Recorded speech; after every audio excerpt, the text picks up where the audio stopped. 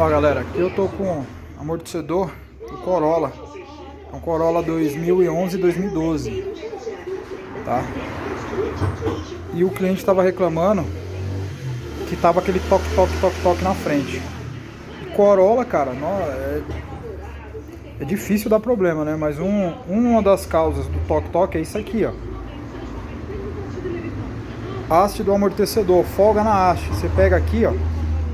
É que aqui tá balançando a bancada junto. Mas a haste tem muita folga nessa haste. Que acho que a câmera não vai pegar. Mas a haste ela tá assim, ó, balançando. Ó. Aí você escuta o toque toque dela aqui, ó. Tá andando toque toque toque toque toque toque. A gente já trocou o amortecedor, já colocamos no Corolla. Já andamos, parou o barulho. O Corolla tinha um outro probleminha na bucha da barra estabilizadora, que é essa aqui, ó. São os problemas que dá na suspensão do Corolla na dianteira. Tá vendo? Ó, gastou. Ela vai aqui assim, a barra passa aqui por dentro e olha como ela gastou. E aí a barra tava assim, ó, balançando lá dentro, ó, fazendo barulho também. A gente trocou a bucha da barra estabilizadora, trocamos os amortecedores e sanamos o barulho. Ficou show de bola. Ficou zero.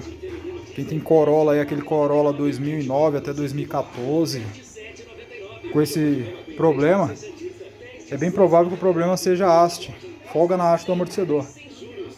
E aquele outro Corolla também, mais antigo, que é de 2003 a 2009, também tem esse mesmo tipo de problema, tá?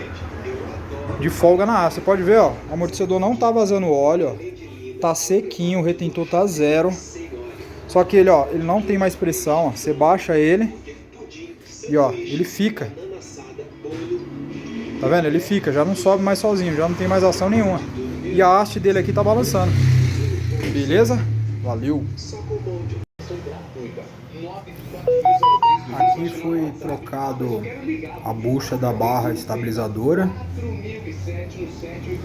Foi trocado o par de amortecedor, não foi trocado os kits, porque o coxinho, batente e coifa estavam bons. Só